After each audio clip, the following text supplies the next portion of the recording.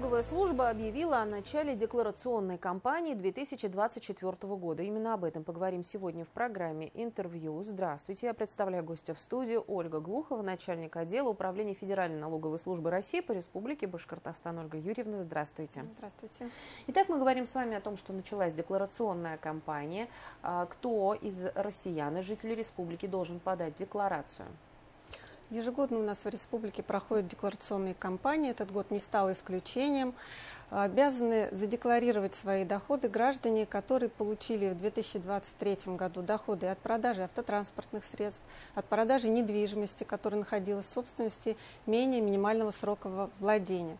Также должны задекларировать свои доходы граждане, которые сдают имущество в аренду, получили дорогостоящие подарки не от близких родственников и иные доходы. Кроме этого, самостоятельно у нас должны задекларировать свои доходы индивидуальные предприниматели, адвокаты, учредившие адвокатские кабинеты, нотариусы и другие граждане, которые занимаются частной практикой. В какие сроки? Декларацию 3 НДФЛ необходимо подать до 2 мая 2024 года. Что произойдет после этой даты?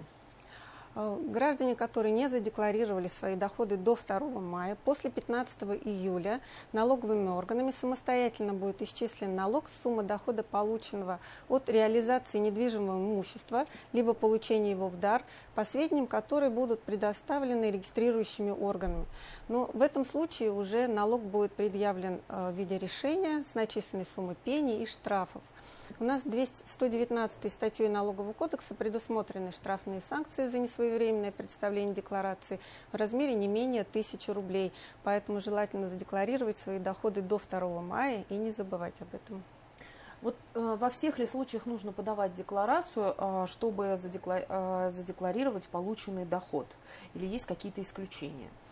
Действительно, исключения есть. Если вы владели имуществом более минимального срока владения, не нужно представлять декларацию 3 НДФЛ.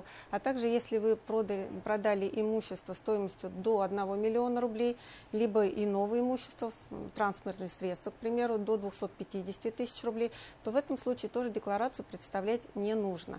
Но если сумма дохода превысила указанный лимит, то декларация до 2 мая должна быть представлена в налоговый орган по месту регистрации. Вот сейчас хотелось бы прояснить один факт. Вы говорите о том, что если продали недвижимость, которой владели менее того срока, минимального срока, вот да, это какой срок, сколько лет? То есть для недвижимого имущества это 5 лет.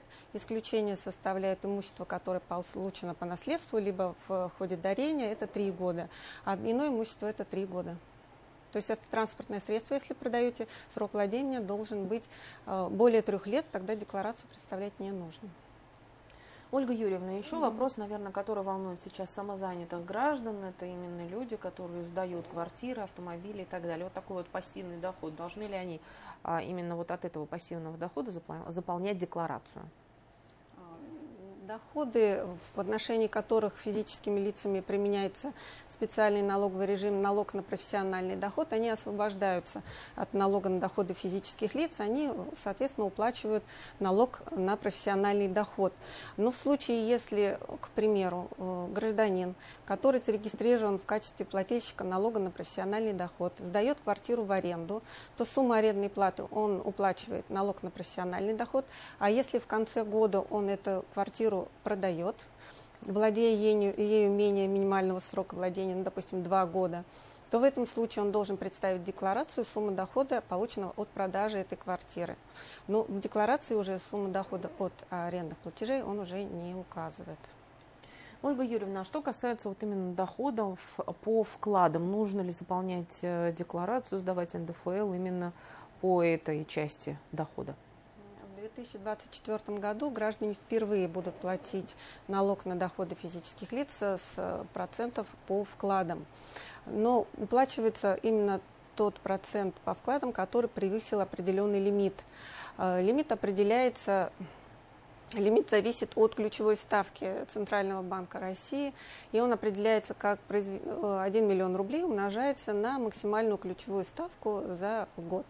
За 2023 год максимальная ключевая ставка составляла 15%. Следовательно, если ваш процентный доход за 2023 год превысил 150 тысяч рублей, то необходимо с суммы превышения будет заплатить 13%. Но опять-таки с этой суммы декларировать доход не нужно. Налоговый орган самостоятельно исчислит сумму налога, и уже в сводном налоговом уведомлении сумму вам направят по вашему адресу, либо по электронным каналам связи. И сумму налога нужно будет заплатить до 1 декабря. То есть мы вот сейчас с вами говорим о том, что до 2 мая, если мы добровольно сдаем декларацию, платим до 15 июля. А да. вот уплата НДФЛ – это уже другой срок, до 1 декабря. Все верно? Да. А если налоговый орган вам самостоятельно рассчитает сумму налога и направит его в составе сводного налогового уведомления, то нужно будет заплатить до 1 декабря. И еще вопрос. Когда предоставляют граждане декларацию 3 НДФЛ, имеют ли они право на налоговый вычет? Есть такая услуга? Да, конечно, граждане имеют право заявить налоговые вычеты в декларации 3 НДФЛ, но в этом случае декларация может быть представлена в течение всего календарного года. Определенной даты нет, то есть заявить вычет можно в любое удобное для вас время. Но единственное, есть ограничение 3 годами, то есть в 2024 году вы можете заявить вычет за 2023, 2022 и 2021 год. Ольга Юрьевна, еще вопрос. Количество налоговых деклараций, именно 3 НДФЛ, в последнее время, за последние годы, может быть, есть такая статистика, увеличивается или какая-то стандартное число? Нет, по итогам 2023 года у нас рост представленных деклараций составил 2% по сравнению с 2022 годом. Представлено 496 тысяч деклараций 3 НДФЛ. Но основная доля – это декларации, в которых все-таки граждане заявляют налоговые вычеты. Их 440 тысяч было в 2023 году, и они составили 88,7% от всех деклараций, которые представлены в налоговые органы. Но декларации, в которых заявлена сумма к уплате, таких деклараций было 51 тысяча, с суммой налога к уплате более 2 миллиардов рублей. Рост составил 72 миллиона по сравнению с 2022 годом. Еще вопрос. Если вдруг не у всех получается заполнить декларацию, есть какие-то вопросы, куда нужно обратиться, можно ли задать эти вопросы онлайн или обязательно нужно прийти офлайн? Все образцы деклараций 3 НДФЛ с примерами есть на официальном сайте ФНС России. Если остались вопросы по заполнению декларации, можно обратиться на телефон горячей линии 8 800 222 22 22. Кроме этого, обратившись в операционные залы территориальных налоговых органов, вам тоже помогут, ответят на все ваши вопросы, помогут зарегистрировать, получить, заполнить декларацию.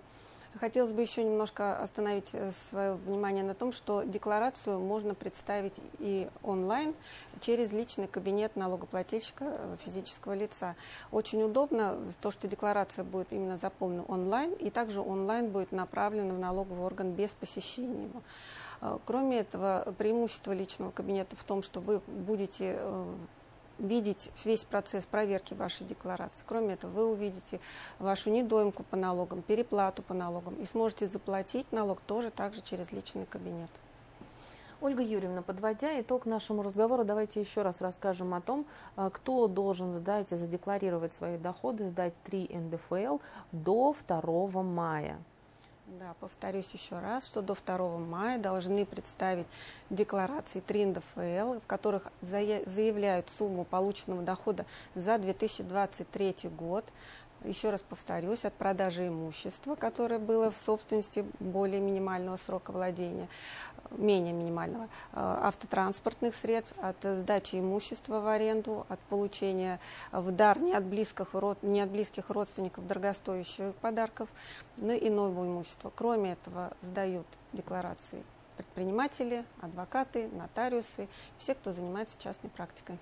И если вдруг декларацию не заполнил до 2 мая, то за тебя это сделают сотрудники налоговой службы. Но добавим, что это будет уже с учетом штрафных санкций и пени. Вот какие пени, штрафные санкции.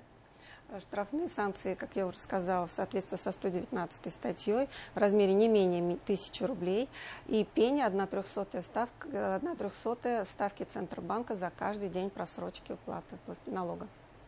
Ольга Юрьевна, спасибо огромное, что пришли сегодня к нам в студию, рассказали об особенностях именно декларации доходов 3 НДФЛ, что это нужно сделать до 2 мая, иначе будут штрафные санкции. Спасибо. Напомню, это была программа «Интервью», и сегодня в гостях у нас была Ольга Глухова, это начальник отдела управления Федеральной налоговой службы России по Республике Башкортостан. Спасибо, что были с нами.